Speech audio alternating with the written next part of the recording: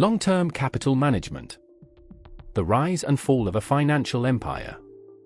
In the summer of 1998, the most sophisticated hedge fund ever created was on the verge of collapse. Long-term capital management, or LTCM, had lost $4.6 billion in less than 4 months. The fund's partners included 2 Nobel Prize-winning economists and some of Wall Street's most legendary traders. They had built mathematical models so complex that few people on Earth could understand them. They had convinced the world's largest banks to lend them money on terms no one had seen before. At their peak, they controlled positions worth more than $1 trillion with just $4 billion of investor capital. That's leverage of more than 250 to 1. On September 23, 1998, the Federal Reserve Bank of New York called an emergency meeting. 16 of Wall Street's most powerful firms gathered in a conference room. The message was clear. If LTCM failed, it could trigger a cascade of bankruptcies that would bring down the entire global financial system. The banks were told to contribute $3.6 billion to bail out the fund. They had no choice. This wasn't courage or generosity. It was survival. The system itself was at risk. But this story doesn't start with the crisis. It starts with brilliance. It starts with a group of people who believed they had conquered risk itself. They thought they had found a way to make money with mathematical certainty. They were wrong. But understanding how they were wrong, why their models failed, and what their story teaches us about markets and human nature requires going back to the beginning. We need to understand who these people were, what they built, and the world that made their rise possible. The world that made LTCM possible. 1993. The Cold War had just ended. The Berlin Wall had fallen 4 years earlier. The Soviet Union had dissolved in 1991. America stood alone as the world's superpower. The economy was recovering from a recession. Technology companies were starting to capture Wall Street's imagination. The internet was about to transform everything, though few understood this yet. Bill Clinton had just become president, promising to focus on the economy. On Wall Street, things were changing fast. The old partnership model was dying. Investment banks were going public, raising billions in capital. Goldman Sachs would resist this trend for a few more years, but most others had already made the leap. Traders who had been partners collecting profit shares were becoming employees with salaries and bonuses. The amounts were staggering by historical standards, but many felt they deserved more. They saw the banks making fortunes from their ideas and their trading. They wanted to capture that value for themselves. The bond markets in particular were experiencing a revolution. For decades, bond trading had been simple. Dealers bought bonds from investors and sold them to other investors. They made money on the spread, the difference between buying and selling prices. It was a relationship business. You knew your clients. You understood credit risk. You relied on experience and judgment. But in the 1980s, everything changed. Personal computers arrived. Data became available. Academics started publishing research on how to price bonds mathematically. The Black-Scholes model for option pricing won a Nobel Prize. Wall Street began hiring physicists and mathematicians instead of just business school graduates. This created an opportunity. There was a gap between the old way of trading bonds and the new mathematical approach. The old traders relied on intuition and relationships. The new quants, as they were called, relied on models and computers. But the quants mostly worked for big banks. They got salaries and bonuses, but they didn't own what they created. The real money went to the firm's shareholders. This frustrated the smartest people on Wall Street. They knew their models were generating millions in profits. They watched less intelligent people in senior management take credit and collect the biggest bonuses. They started thinking about doing it themselves. At Salomon Brothers, the most aggressive bond trading firm on Wall Street, this tension was especially acute. Salomon had pioneered many of the mathematical approaches to bond trading. They had hired some of the best minds in finance. One of them was John Meriwether. Born in 1947, Meriwether grew up in a middle-class family on the south side of Chicago. His father was an advertising executive. His mother stayed home with the children. He was smart, quiet, intensely competitive. He went to Northwestern University for undergraduate, then got an MBA from the University of Chicago, where he studied under Eugene Fommer, one of the pioneers of efficient market theory. Meriwether joined Salomon Brothers in 1973. He started in the municipal bond department, but quickly moved to government bond trading. He wasn't the loudest guy in the room. He wasn't flashy. But he understood something that many traders missed. Government bonds should trade in predictable relationships to each other. A 2-year bond should trade at a certain spread to a 5-year bond. A 10-year bond should trade at a certain spread to a 30-year bond. When these relationships got out of line, there was an opportunity. You could buy the cheap bond and sell the expensive bond. When the relationship returned to normal, you would make money. This was called relative value trading or arbitrage. The key word was relative. You weren't betting on whether interest rates would go up or down. You were betting on the relationship between two similar securities. If you were right about the relationship, you would make money regardless of which way the overall market moved. This was supposed to be lower risk than directional trading. In theory, you were protected from market moves because you were long one bond and short another similar bond. The risks were smaller, but so were the profits on each trade. To make serious money, you needed to do a lot of trades. You needed leverage. Meriwether built a team of traders who thought like him. They were analytical, disciplined, quiet. They studied mathematics and statistics. They built models. While other traders were screaming and waving their arms on the trading floor, Meriwether's team sat at their desks running calculations. They became known as the Arbitrage Group at Salomon.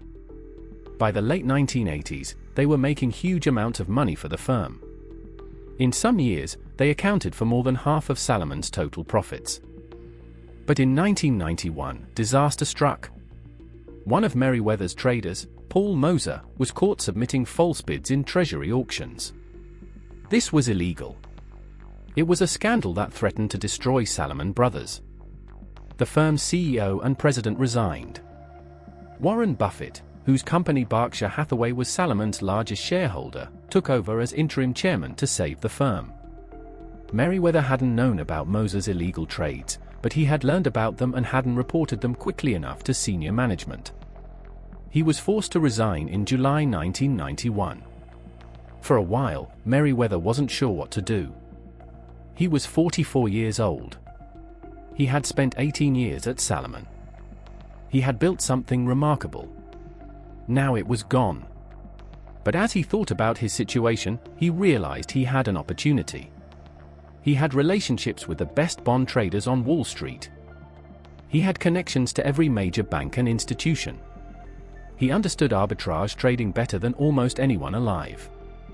And he had seen how much money Salomon Brothers had made from his group's trading strategies. Most of that money had gone to Salomon shareholders and senior executives. Very little had gone to the traders who generated it. What if he could start his own fund? What if he could recruit the best traders and the best academic minds in finance? What if they could keep most of the profits instead of giving them to a big bank? The more he thought about it, the more obvious it seemed. The timing was perfect. The bond markets were becoming more sophisticated. There were more opportunities for the kind of mathematical arbitrage his team specialized in. Computers were getting more powerful. Data was getting better. And there was more capital looking for alternatives to traditional stock and bond investing. In 1993, Meriwether started making calls. He began with his former colleagues from Salomon's Arbitrage Group. One by one, they agreed to join him. Victor Hargani, a brilliant trader who specialized in interest rate swaps. Eric Rosenfeld, who had taught finance at Harvard Business School before joining Salomon. Larry Hillebrand, a math whiz who built many of the group's trading models. Greg Hawkins, who focused on mortgage-backed securities. William Krasker, another former Harvard professor. Hans Hufschmid from Switzerland, who would run European operations. But Meriwether wanted more than just good traders. He wanted credibility. He wanted people who would give his fund instant legitimacy with investors. So he called Robert Merton. Merton was one of the most famous economists in the world. He was a professor at Harvard Business School. His father, Robert K. Merton, had been a famous sociologist. The younger Merton had revolutionized finance theory. He had extended the Black-Scholes option pricing model. He had written groundbreaking papers on portfolio theory and risk management. He would win the Nobel Prize in Economics in 1997, just 4 years after joining LTCM. Merton agreed to join as a principal partner. This was extraordinary.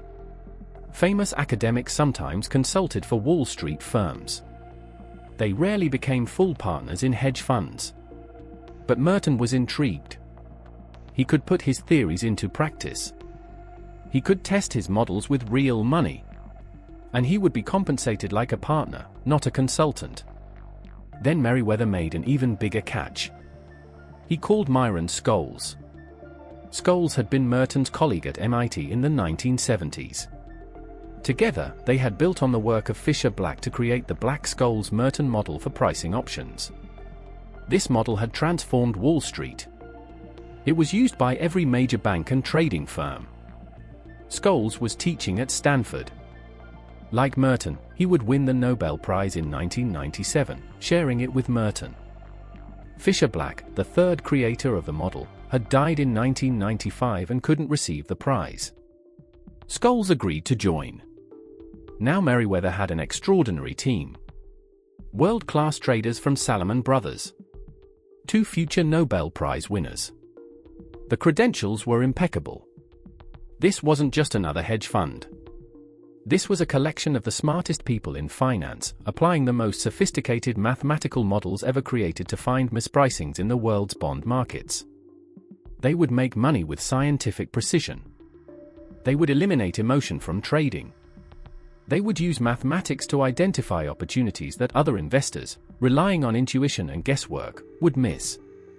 They named the fund Long-Term Capital Management. The name was carefully chosen. Long-term suggested patience and discipline. They wouldn't chase hot trades. They would wait for mispricings to correct, even if it took months or years. Capital management sounded sophisticated and institutional.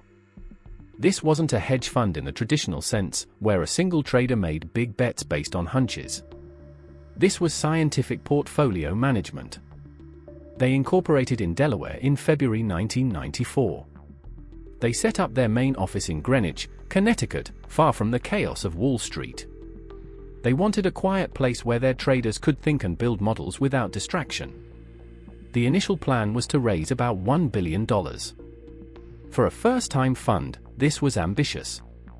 Most hedge funds started with 50 to 200 million.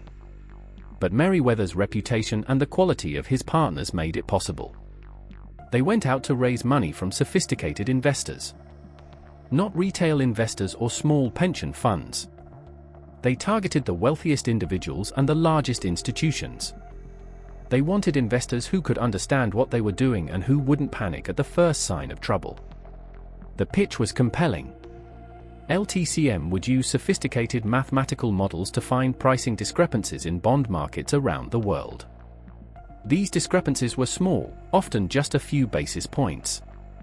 A basis point is 1/100th of 1%. So they were looking for tiny mispricings. But with enough leverage, tiny mispricings could generate huge returns. And the beauty of their approach was that it was supposed to be low risk. They weren't betting on market direction. They were betting on relationships between securities. They had models that told them what the normal relationship was. When the actual relationship deviated from the model, they would trade. Eventually, the relationship would return to normal, and they would profit. The fund's fee structure was aggressive. Most hedge funds at the time charged 2% management fees and 20% of profits. LTCM would charge 2% management fees and 25% of profits. And there was a catch. Investors had to lock up their money for at least 3 years. They couldn't withdraw whenever they wanted. This gave LTCM time to let their trades work without worrying about redemptions forcing them to close positions at bad times. Some potential investors balked at these terms, but most agreed. The quality of the team was too good to pass up. By September 1994, when the fund officially started trading, Meriwether had raised $1.25 billion. This was remarkable. It was one of the largest hedge fund launches ever. The investor list was a who's who of global finance. Merrill Lynch invested. So did UBS, the big Swiss bank. The Italian central bank put in money. The Bank of Taiwan invested. Wealthy families from across America and Europe signed up. Several of the partners put in their own money. Meriwether invested millions. Merton and Scholes each put in more than $10 million. They had skin in the game. This wasn't just an academic exercise. They were betting their own fortunes on their models. The fund started trading in March 1994, operating on the capital they had raised while continuing to collect additional subscriptions through September. From the beginning, their approach was clear. They would look for relative value opportunities where two similar securities were trading at different prices. The simplest example was US Treasury bonds. The Treasury issues bonds all the time. Sometimes, two bonds with almost identical maturities would trade at different prices. Maybe a bond maturing in 9.8 years would trade cheaper than a bond maturing in 10 years, even though economically they were nearly identical. LTCM would buy the cheaper bond and short the expensive bond. When the prices converged, they would close both positions and take the profit.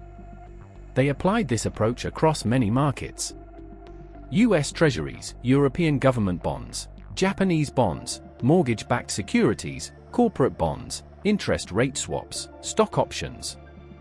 Anywhere they could find two securities that should trade in a certain relationship but didn't, they would put on a trade. The key was having the mathematical models to identify the mispricing and the discipline to wait for convergence. Most of their trades took weeks or months to work out. Some took longer. Hence the name, long-term capital management. By the end of 1994, their first full year, the fund was up 43% after fees. This was extraordinary. Most hedge funds were happy with 15 to 20% returns. LTCM had more than doubled that in their first year. And they claimed to have done it with low risk.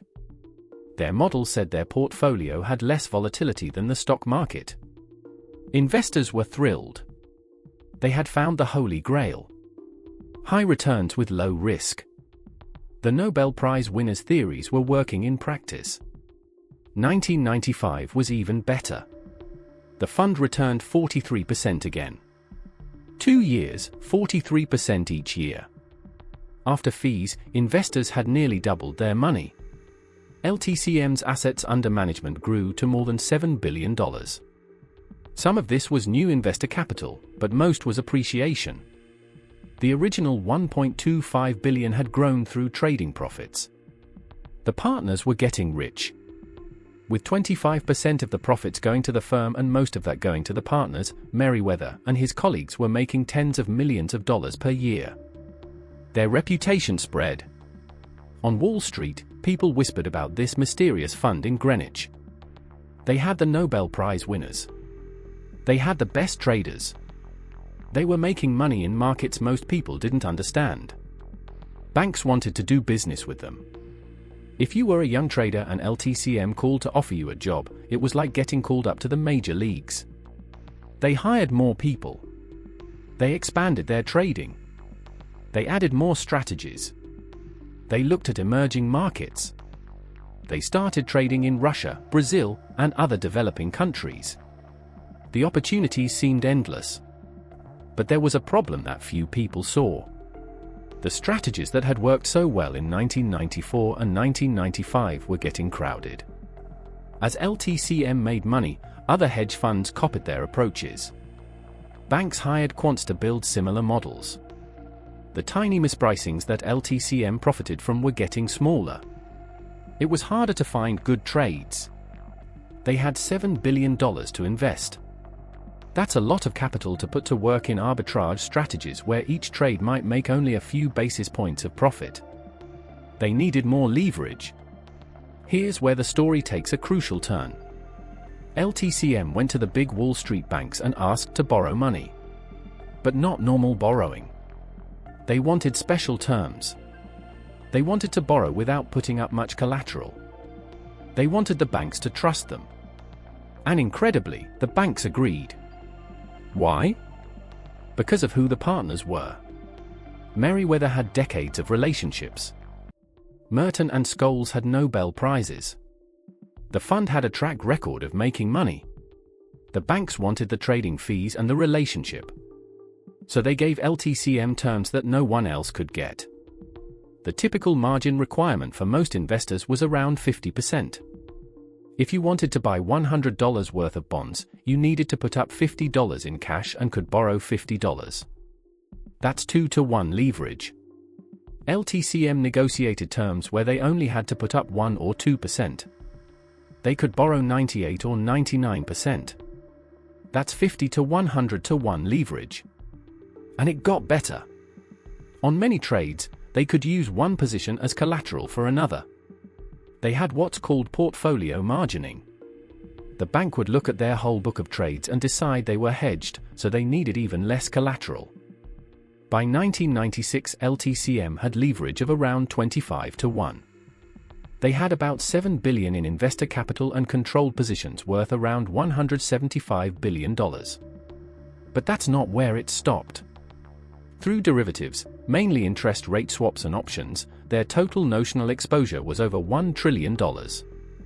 Notional means the face value of the contracts, not the actual money at risk, but it gives you a sense of the scale. They had taken a $7 billion fund and turned it into a global macro force that touched every major bond market in the world. 1996 returns were 31%. Still excellent, but lower than the previous 2 years. The partners noticed that opportunities were getting scarce. Their models required larger positions to make the same profits. They needed more leverage. In 1997, returns slowed further. The fund made 27%. Still good by normal standards, but disappointing compared to their early years. Some investors started to worry. Were the glory days over? Had the markets changed? The partners had a different concern. They had too much capital. It sounds like a strange problem. Most hedge funds want to raise more money. But LTCM strategies worked best with less capital. The more money they had, the harder it was to find enough good trades. Each trade generated a certain number of basis points of profit. If they had to do bigger trades to deploy more capital, they would move the market against themselves. The entry and exit prices would be worse. This would eat into returns. The solution was radical. In December 1997, LTCM gave $2.7 billion back to investors. They simply returned the capital. Keep your profits, they said, but we're returning your principal. This was unprecedented. Hedge funds never returned capital voluntarily. They wanted to manage as much money as possible because their fees were based on assets under management. But LTCM's fee structure was different. They made most of their money from the profit share, not the management fee. They thought they could make higher returns with less capital. So they gave the money back. To some investors, this looked smart and disciplined. To others, it was worrying. Maybe the partners knew something. Maybe they saw the opportunities disappearing. Maybe they wanted to lock in their profits while they could. After the capital return, the fund had about $4 billion in investor equity. But leverage had grown to more than 30 to 1. They controlled positions worth around $130 billion. The notional value of their derivative positions exceeded $1 trillion. They had exposure to almost every major fixed income market in the world. US Treasuries, European government bonds, Japanese bonds, emerging market debt, mortgage-backed securities, corporate bonds, equity volatility. Their portfolio was so complex that even their own traders didn't fully understand all the interactions. The model said it was safe. Each individual position was hedged. The portfolio as a whole had low risk according to their calculations. But the models were built on assumptions. And in 1998, those assumptions would be tested. The seeds of destruction. To understand what went wrong, we need to understand what LTCM was actually doing. Most people think they were arbitraging simple price differences. Buy the cheap bond, sell the expensive bond, wait for prices to converge. But their strategies had evolved far beyond simple arbitrage. They had expanded into trades that were much more complex and much riskier than they admitted to themselves or their investors. One of their biggest positions was called the swap spread trade. An interest rate swap is a contract where two parties exchange cash flows.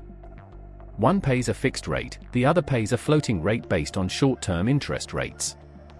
The fixed rate on a swap should be close to the yield on a government bond with the same maturity, because both are promises to pay fixed amounts over time. But usually, the swap rate is slightly higher than the government bond yield. This difference is called the swap spread. It exists because government bonds are more liquid and considered safer than swaps. The swap spread is usually small, maybe 20 to 30 basis points. LTCM had a huge position betting that swap spreads would narrow. They owned swaps and had shorted government bonds. This made sense on paper. Swap spreads had been unusually wide. They should narrow as markets became more efficient. But this trade had a problem. It was a convergence trade, which meant LTCM was betting that two prices would move toward each other. But there was no guarantee when this would happen. It could take months or years. In the meantime, the spread could widen further before it narrowed. This was called convergence risk. If the spread widened, LTCM would lose money in the short term even if they were eventually proven right. Another major position was in merger arbitrage. When one company announces it will acquire another, the target company's stock usually jumps close to the offer price. But it almost never trades exactly at the offer price. There's usually a small gap, maybe 2 to 5%, because the deal might not close. Regulators might block it. Shareholders might vote against it. Financing might fall through. LTCM would buy the target company's stock at say $97 when the offer price was $100. If the deal closed, they would make $3 per share. If it didn't close, they could lose much more as the stock dropped back to its pre-deal price. This wasn't really arbitrage in the pure sense. Arbitrage means riskless profit. But there was definite risk here. LTCM was betting that announced mergers would close. They were betting that regulators would approve deals. They were taking on risk, not eliminating it. But their model said the risk was small. Deals usually closed. They could diversify across many merger trades. On average, they would make money. But this required leverage. Each merger trade only made a few % profit. To generate meaningful returns on their billions of dollars of capital, they needed to do the trades with borrowed money. They also had a massive position in equity volatility. Volatility is a measure of how much stock prices move around. When investors are nervous, volatility goes up. When markets are calm, volatility goes down. There are financial instruments called options that let you bet on volatility. LTCM had sold options on stock market indexes. They were betting that volatility would stay low or decrease.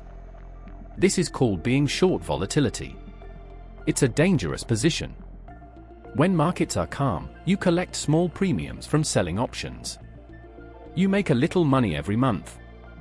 But when markets panic and volatility explodes, you can lose enormous amounts very quickly. It's like picking up pennies in front of a steamroller. You make a little bit most of the time, but occasionally the steamroller runs you over. Why did LTCM take this risk? Because their model said it was profitable on average. Looking at historical data, volatility tended to be mean reverting. When it spiked, it eventually came back down. If you were patient and well capitalized, you could sell volatility and make consistent profits. But this strategy had a crucial vulnerability. In a crisis, when volatility spikes, everyone rushes to buy options for protection. If you're short those options, you have to pay out. And because you're leveraged, a big volatility spike can wipe you out before you get a chance to wait for mean reversion. Their emerging market positions were even more problematic. LTCM had invested in Russian government bonds. The bonds were denominated in dollars but issued by Russia. The yields were high, around 15 to 20%, much higher than US Treasuries. LTCM bought these bonds, figuring Russia wouldn't default. The country had oil revenue. The IMF was supporting them. The yields were so high that even if there was some chance of default, the expected return was good. This is called a carry trade. You borrow money cheaply, say at 6%, and invest it in higher yielding assets, say at 18%. You collect the difference, 12%, as profit. As long as there's no default, you make money. But there was a fatal flaw in this logic. The high yields existed for a reason.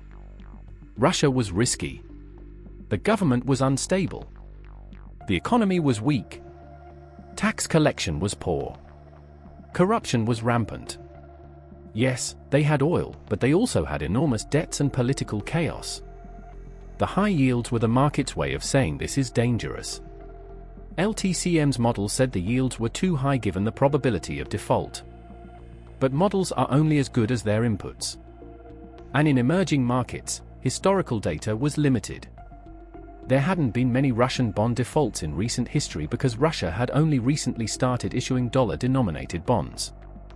The models couldn't capture tail risk, the risk of rare but catastrophic events.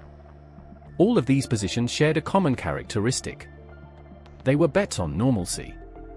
They were bets that markets would remain calm, that historical relationships would hold, that volatility would stay low, that mergers would close, that swap spreads would narrow, that Russia wouldn't default. These bets paid off small amounts frequently. But they exposed LTCM to enormous losses if anything unusual happened. And they were all correlated. In a crisis, all of these bets would go against them at once. Volatility would spike. Swap spreads would widen. Merger deals would break. Emerging markets would crash. The very diversification that their models promised was an illusion. In calm markets, the positions were uncorrelated. In a crisis, everything moved together. The partners didn't fully appreciate this risk. They looked at their models, which said the portfolio was diversified and low risk. They looked at their track record, for years of exceptional returns. They looked at their team, Nobel Prize winners and legendary traders. They had confidence bordering on arrogance. Merton and Scholes had spent decades teaching that markets were efficient and risks could be quantified. They believed their models captured reality. When traders from other firms suggested that LTCM was taking too much risk, the partners dismissed them. Those people didn't understand the mathematics. They didn't have the models. They were relying on crude intuition instead of rigorous analysis. But there were warning signs. In October 1997, the Asian financial crisis hit. Thailand devalued its currency, setting off a chain reaction across East Asia. Stock markets crashed. Currencies collapsed. The crisis spread to Indonesia, Malaysia, South Korea. LTCM had relatively little direct exposure to these markets, but they felt indirect effects. Bond spreads widened everywhere. Volatility spiked. Some of their trades lost money. For a few weeks, the fund was down. But then markets stabilized. The Fed coordinated an international response. The IMF put together bailout packages. Prices returned to more normal levels. LTCM recovered its losses and ended 1997 with solid gains. The partners felt vindicated. See, they said, the models work. Short-term volatility is just noise. If you stay disciplined and don't panic, you'll make money in the long run. This experience taught them the wrong lesson. They concluded that markets always return to normal. Panics are temporary. If you have enough capital and patience, you can ride out any storm. This gave them confidence to take on even more risk. They increased their leverage further. They put on larger positions. They expanded into more markets. By the summer of 1998, they were extraordinarily exposed. But they didn't see it that way. Their model said they were fine. The value at risk calculation showed low probabilities of large losses. Everything looked safe on the screens in Greenwich. Then in August 1998, the world changed. Russia, facing an economic crisis and unable to pay its debts, did something almost unthinkable. On August 17, the Russian government announced it would default on its domestic debt and devalue the ruble. This was a massive shock. Major governments don't default. Russia had IMF support. Everyone assumed they would find a way to keep paying. But they didn't. They simply stopped paying their debts. And it wasn't just Russia. The contagion spread. If Russia could default, maybe other emerging markets could too. Investors panicked. They sold everything risky and bought the safest assets they could find. US Treasury bonds surged in price. Stocks fell. Corporate bonds fell. Emerging market bonds collapsed. Mortgage-backed securities fell. Even securities that had nothing to do with Russia fell as investors rushed for the exits. This was exactly the scenario LTCM's model said was extremely unlikely. A massive flight to quality where everyone wanted safety at the same time. Their models were built on normal distributions, bell curves where extreme events are very rare. But markets don't follow normal distributions. They have fat tails, which means extreme events happen much more often than bell curves predict. The model said a move of this magnitude should happen once in 100 years. But here it was happening in real time. Every position LTCM had went against them simultaneously. The swap spreads they had bet would narrow instead widen dramatically. Everyone wanted government bonds, the safest assets, and didn't want swaps. The spread blew out to more than 60 basis points, double what it had been. Since LTCM was short government bonds and long swaps, they lost money as bonds rallied and swaps underperformed. Their merger arbitrage positions collapsed as announced deals looked less certain. Companies started terminating merger agreements. Target stock prices fell. Their equity volatility shorts were devastating. Stock market volatility exploded as investors panicked. The VIX index, which measures expected volatility, more than doubled. LTCM had sold options, so they had to pay out huge amounts as volatility spiked. Their emerging market bonds were crushed. Russian debt was worthless. Brazilian and other Latin American bonds fell sharply on contagion fears. The mortgage-backed securities they owned fell in price even though mortgage defaults hadn't increased. It made no fundamental sense, but in a panic, people sell what they can, not what they should. Liquidity dried up. Markets that normally traded billions of dollars per day saw volume drop to almost nothing. LTCM couldn't exit their positions even if they wanted to. There were no buyers. Or rather, buyers would only pay prices so low that selling would lock in massive losses. The banks that had lent LTCM money started to worry. They called asking for more collateral.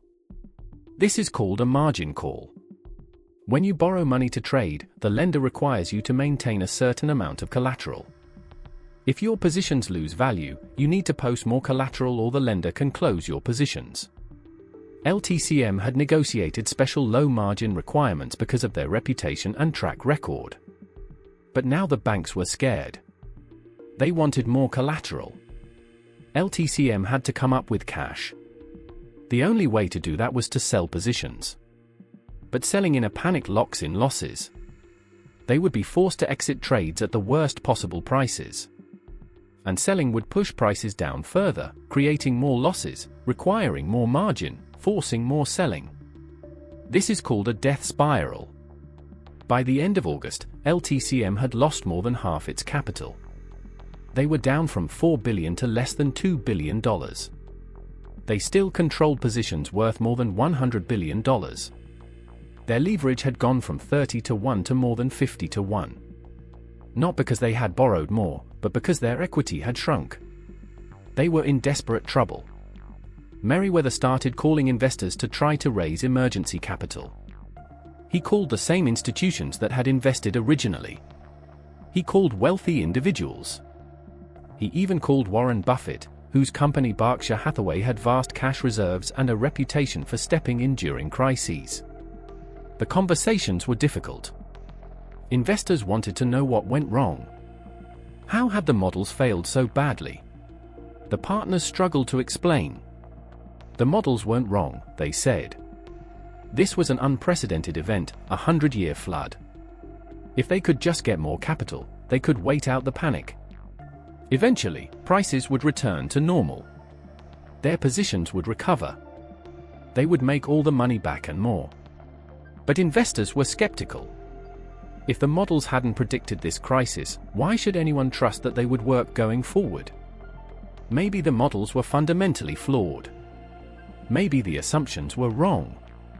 Maybe markets weren't as predictable as the Nobel Prize winners thought. Some potential investors wanted to invest but only on punishing terms. They wanted to come in at a huge discount, effectively buying the fund's assets for pennies on the dollar. They smelled blood in the water. LTCM was desperate, and desperate people agree to bad deals. The partners found this offensive. These were vultures trying to profit from their distress. But they had little choice. If they didn't raise capital soon, the banks would force them to liquidate, and everyone would lose everything. The partners had tens of millions of their own money in the fund. Merton and Scholes stood to lose their life savings. This wasn't just about fees and prestige anymore. Their personal fortunes were at risk. Throughout September, LTCM kept losing money. Every day brought new margin calls. Every day they had to scramble to find cash or securities to post as collateral. Their traders worked around the clock trying to manage the portfolio. But there was little they could do. The market had turned against them. The relationships they had counted on weren't holding. Prices that should have been moving closer together were moving farther apart. Everything their models said should happen wasn't happening. They had always believed that if they were patient, markets would revert to normal. But how long would that take? Weeks? Months? Years? They were running out of time. Behind the scenes, the Federal Reserve was watching with growing alarm. The New York Fed, which monitors financial markets, started getting calls from Wall Street banks. The banks said they had large exposures to LTCM. If LTCM failed, the banks would take losses. But it was worse than that. If LTCM had to liquidate rapidly, they would dump billions of dollars of securities onto the market. This would push prices down even further, creating losses for everyone who owned similar securities. It could trigger a cascade. Other hedge funds might fail. Banks might face huge losses. The entire financial system could seize up. No one would trust anyone else. Credit would freeze. It would be like 1929 all over again. William McDonough, the president of the New York Federal Reserve Bank, decided to act. This was unprecedented. The Fed doesn't normally get involved in saving hedge funds. But this was different. The amounts were so large. The connection so deep. The systemic risk so real. On September 23, 1998, McDonough called a meeting at the New York Federation. He invited the CEOs and top executives from 16 major banks and securities firms. Goldman Sachs, Merrill Lynch, J.P. Morgan, Salomon Smith Barney, Morgan Stanley, Bear Stearns, Lehman Brothers, and others. Every major firm on Wall Street was there. McDonough explained the situation. LTCM was on the verge of collapse. If they failed suddenly, it would cause a systemic crisis. The banks needed to work together to prevent this. The banks had a problem.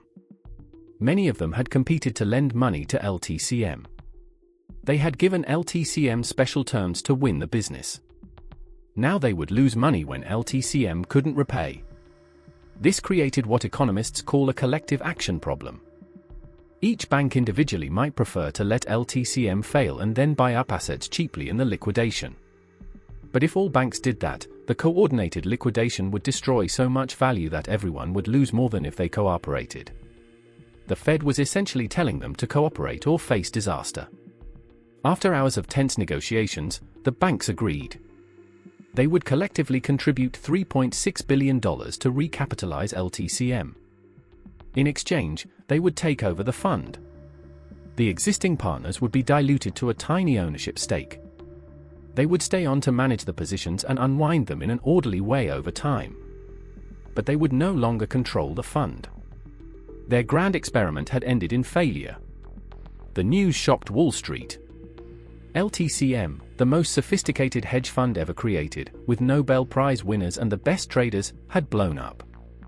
They had lost more than $4 billion. They had needed a bailout to avoid taking down the financial system. The bailout wasn't taxpayer money, it was the bank's own capital, but it was coordinated by the Federation.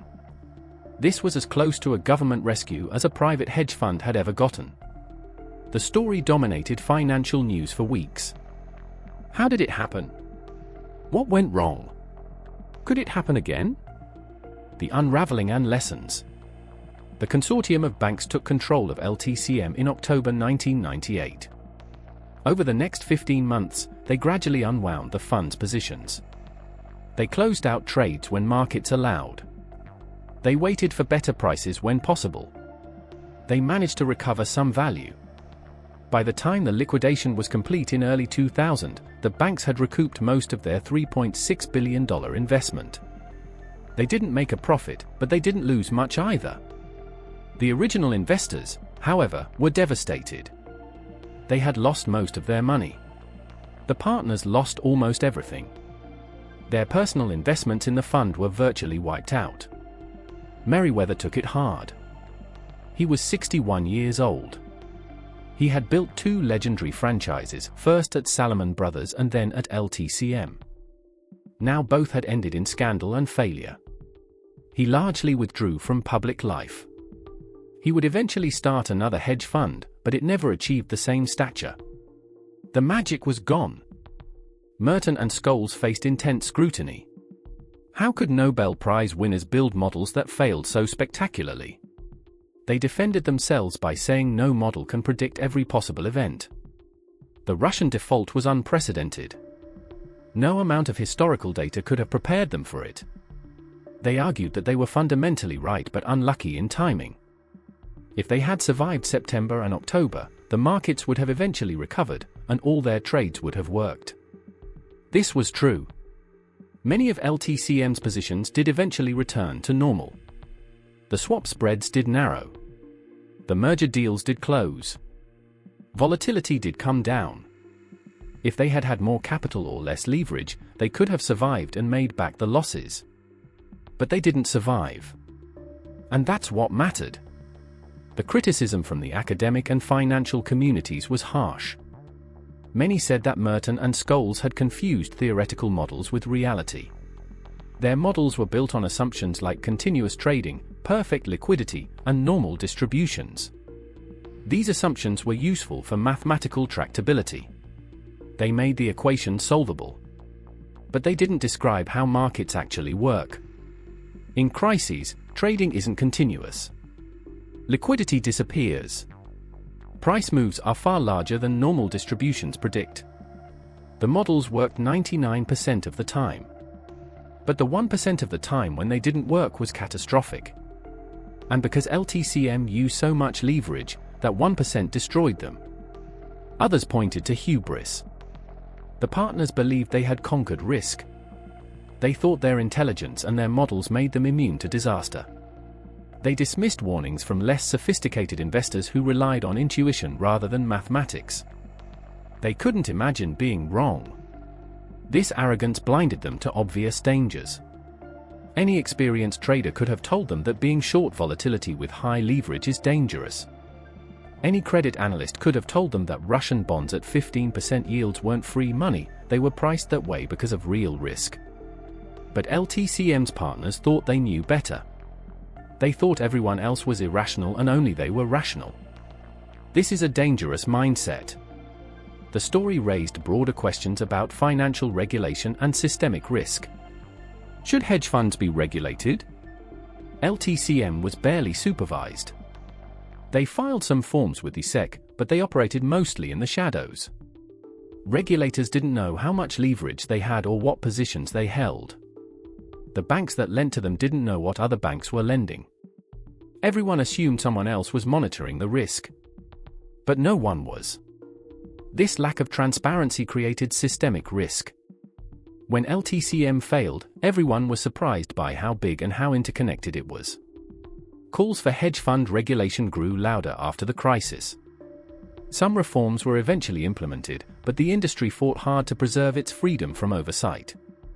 The banks that lent to LTCM also faced tough questions. Why did they give one fund such special terms? Why did they let LTCM borrow so much with so little collateral? The answer was competitive pressure and greed. Every bank wanted LTCM's business. They competed on terms. If one bank said no to a request for higher leverage, LTCM would go to another bank. The banks made fees from lending to LTCM and from executing their trades. These fees were lucrative. So they kept lowering their standards to keep the business. This is called a race to the bottom. Each bank thought it was being smart by winning LTCM's business. But collectively, they created a monster that nearly destroyed them all. After LTCM, banks claimed they would be more careful. They would demand better terms, more transparency, more collateral. But memories fade. Within a few years, banks were again competing to lend to hedge funds on aggressive terms. The cycle would repeat. For investors, LTCM taught painful lessons about due diligence and diversification. Many of LTCM's investors were sophisticated institutions. They should have understood the risks. But they were seduced by the track record and the Nobel Prizes. They assumed that smart people with fancy models couldn't fail. They didn't ask hard questions about leverage, about correlations in crisis, about tail risks. They diversified across asset classes and managers, but many of them had multiple investments that all blew up in 1998. Diversification doesn't help if everything is correlated in a crisis. True diversification requires understanding not just normal times but also how assets behave when markets panic. The collapse also highlighted the limits of quantitative models in finance. Models are tools. They can be useful for analyzing data and identifying patterns. But they're not crystal balls. They can't predict the future. They're based on assumptions and historical data. When conditions change, when unprecedented events happen, models fail. The best investors combine quantitative analysis with judgment, with an understanding of history, with humility about what can't be known. LTCM relied too heavily on their models. They believed the math could capture everything. They forgot that markets are made by humans, and humans are unpredictable, especially under stress. One of the most important lessons was about leverage. Leverage amplifies both gains and losses. LTCM made spectacular returns in good years partly because of leverage. But leverage also destroyed them. With leverage of 30 to 50 to 1, they only needed a 2 to 3% move against them to lose everything. In calm markets, leverage seems safe. Prices move slowly. You have time to adjust. But in a crisis, prices gap. They jump discontinuously. You can't get out. Leverage that seemed conservative suddenly becomes deadly. Many investors after LTCM resolved to use less leverage. But again, memories fade. By the 2000s, leverage was back. It would contribute to the 2008 financial crisis just 10 years later. The LTCM story also revealed the danger of groupthink. Everyone at the fund believed the same things. They all trusted the models. They all thought the same way. There was no one in the room saying, wait, maybe we're taking too much risk. Maybe the models are wrong. Maybe we should be more conservative. This is common in organizations led by extremely confident, successful people. Dissent is seen as disloyalty or ignorance. But dissent is valuable. It forces you to question your assumptions. It reveals blind spots. Organizations need people who will challenge the consensus, who will ask uncomfortable questions. LTCM didn't have that. Everyone drank the same Kool-Aid. When they were wrong, they were all wrong together. Another crucial issue was liquidity risk. LTCM's models assumed they could exit positions when needed. But in August and September 1998, there were no buyers. Markets froze. This is called liquidity risk, and it's one of the hardest risks to model. In normal times, liquidity is abundant. You can buy or sell almost anything quickly at reasonable prices. But in crises, liquidity vanishes. Everyone wants to sell and no one wants to buy. Prices collapse. You are forced to sell at terrible prices or hold positions that keep losing money. LTCM learned this lesson the hard way. Modern risk management places more emphasis on liquidity risk now. But it remains one of the most dangerous and least predictable risks in finance. The aftermath saw many attempts to learn from LTCM's mistakes. Business schools taught case studies about the failure. Risk management frameworks were updated to include stress tests and scenario analysis beyond normal distributions. Regulatory discussions led to some modest reforms. But the fundamental dynamics that created LTCM haven't changed. Financial markets still reward short-term performance. Investors still chase recent winners. Talented people still believe they can outsmart markets with better models. Banks still compete to lend to successful funds. Leverage still amplifies returns until it destroys you. Human nature hasn't changed. Greed, overconfidence, and the belief that this time is different are eternal. Some observers argue that LTCM's failure was actually beneficial for the financial system in the long run. It provided a warning. It showed the dangers of excessive leverage and model risk without causing a full-scale financial meltdown. Because the bailout worked and the positions were unwound gradually, the broader economy wasn't severely damaged. The S&P 500 fell about 20% from July to October 1998 but recovered by year-end. There was no recession. The economy kept growing. Maybe LTCM was a relatively cheap lesson. 10 years later, in 2008, the world wasn't so lucky. That crisis, driven by many of the same factors, excessive leverage, complex models, interconnected institutions, did cause a global recession and required massive government bailouts. Looking back, what really went wrong at LTCM? Was it bad luck, or was it bad judgment? The partners always maintained it was bad luck. The Russian default was unforeseeable. If not for that specific event, they would have been fine. Their models were sound. They were just victims of an unprecedented shock. But critics say this misses the point. Risk management isn't about predicting specific events. It's about preparing for the possibility of unlikely events. LTCM's strategy was inherently fragile. It worked beautifully in normal times but catastrophically in abnormal times. That's not bad luck. That's bad design. A robust strategy should survive extreme events, even if it means giving up some upside in normal times. LTCM optimized for normal times and hoped extreme events wouldn't happen. That's not prudent risk management. The human story is poignant. These were brilliant people who believed deeply in what they were doing. They weren't reckless gamblers or fraudsters. They thought they had found a better way to invest. They had theories backed by decades of academic research. They had track records that proved the theories worked in practice. They risked their own money alongside their investors. When it went wrong, they lost fortunes. Merton and Scholes, who had won Nobel Prizes for their insights into risk and derivatives, saw their personal wealth evaporated.